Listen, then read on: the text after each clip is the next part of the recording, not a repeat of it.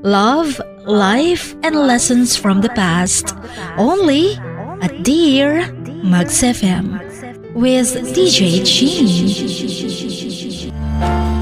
I know na nakakatawa lang isipin na iiyakan mo ang isang taong hindi naman deserving ng mga luha mo. Dear Mags FM, itago niyo ako sa pangalang Wella. My first time to write this letter, Chin. Pero lagi na rin akong nakikinig sa inyo. Minsan nga lang kapag busy, hindi kompleto ang araw ko. Kapag walang Dear Mags FM. Nagkaroon ako ng boyfriend. Itago natin sa pangalang Randy. Sa una, nagkita pa. Pero nang after few months, naging long distance relationship na. Alam mo yung sa umpisa pa lang ng pagsasama namin, sa pagkakaroon ng relasyon, ang dami niyang mga nasty words na sinasabi. He used to say something nasty which made me uncomfortable. Tapos hindi na ako nakikipag-usap sa kanya kapag sinasabihan niya ako ng hindi magagandang salita. Yun bang hindi dapat sinasabi sa isang babae? Hindi niya malang inisip na masasaktan ako. And so I wouldn't talk to him again, thinking that it is over. Then he always used to call me after 1 or 2 weeks, the day of the fight. Kapag nag-aaway kami, madalas 1 linggo pa bago magkakatawagan, bago magkakabati. Tapos marami siyang sinasabi, nagiging sweet ulit. Tapos ako naman, nadadala. And I gradually fell for all the bullshits he used to say. Sabi niya, busy lang daw talaga siya sa kanyang career kasi nagpa-prosper na. And I am a distraction daw sa kanya. Imagine. Akala ko nagkaroon siya ng girlfriend para maging inspirasyon niya. Yun ang sabi niya nung una siyang nanligaw sa akin.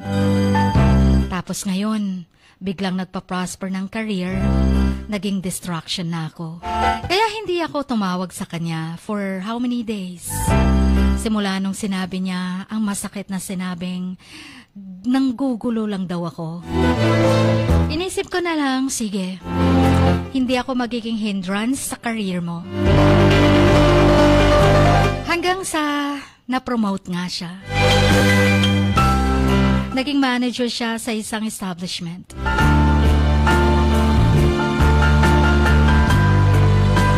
Pagkatapos niya makuha ang job na to, sabi ko pa, mag-celebrate tayo sa promotion mo.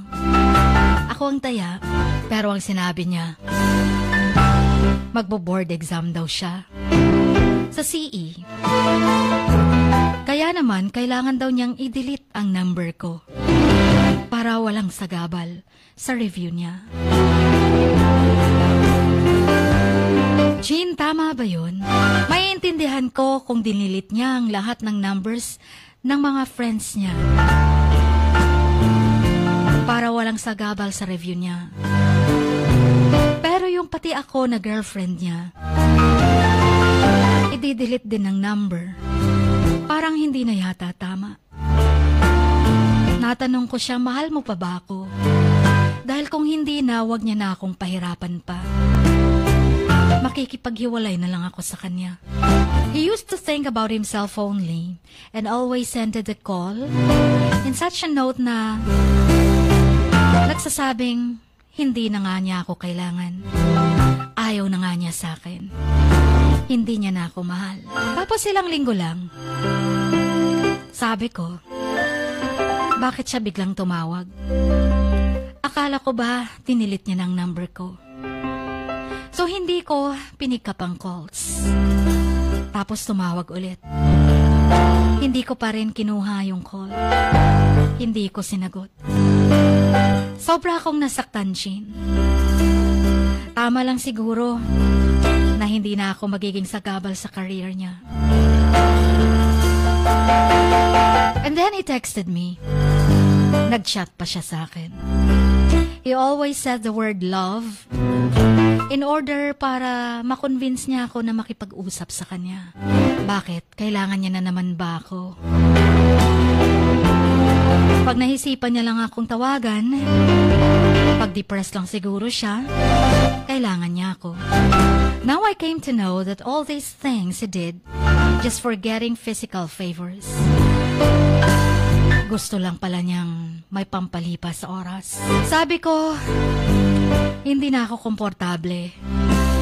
Huwag mo na akong asahan na matulog pa katabi mo. Ang sabi niya, okay na daw siya sa review niya. Kung bibigyan ko pa daw siya ng isang pagkakataon, bibigyan niya ako ng buong-buong affection and care niya. Pero suddenly, nung pinagbigyan ko na siya, binigyan ko siya ng last chance para hindi siya ma-distract sa kanyang review. Hindi siya ma-depressed. Baka ako pang sisihin pag nakapasa siya or hindi makapasa pala.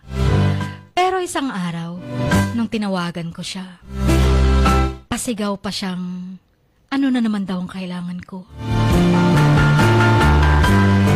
Nang-iistorbo na naman daw ako. Huwag ko na daw dagdagan ang problema niya. Kaya tigilan ko na daw siyang tawagan. At hanggang dun na lang daw kami.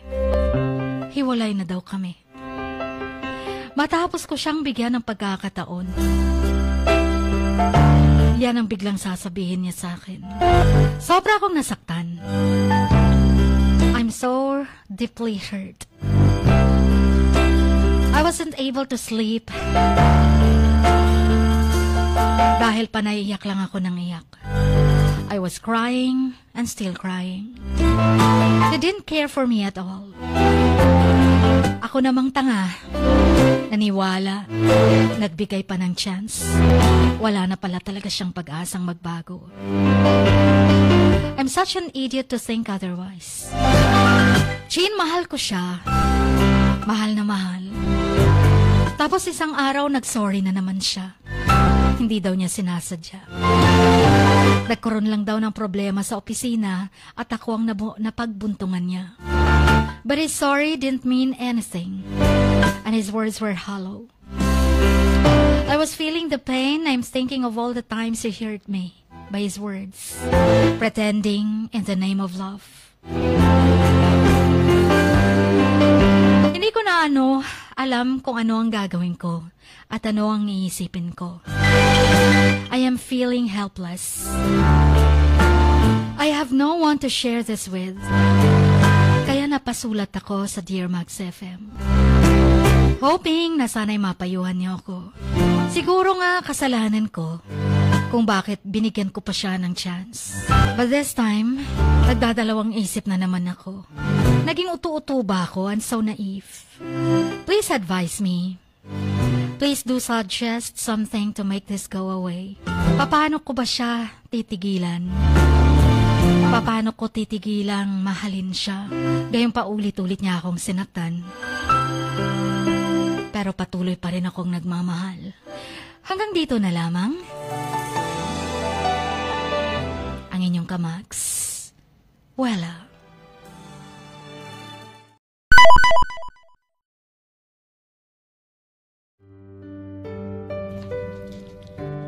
Sa bawat pagluha mo, may nakatagong kwento. Sa bawat ngiti mo, may gustong sabihin ang puso mo. At sa likod ng iyong halakak at maging sa pagkabigo mo, may mensaheng nakabalot sa iyong pagkatao. At ang tanging nais mo lamang ay mapakinggan ang mga ito ng buong mundo. Dear Max FM with DJ Chini. Life has got all those twists and turns. Stand up for what you believe in. What lies behind you and what lies in front of you pales in comparison to what lies inside of you. Dear Max FM with DJ Chini. Sabi nga nila, ang pagsusulat kapag masyado mong diniinan hanggang sa susunod na pahina ay nagmamarka. Katulad ng pagmamahal, kapag masyado mong ibinigay ang lahat, yung sakit na gawa ng nakaraan, dala pa rin hanggang kasalukuyan. Dear Mags FM, you own your story and you are the author of your own book of life. Don't let others write your script, but let others hear your story and make them inspired.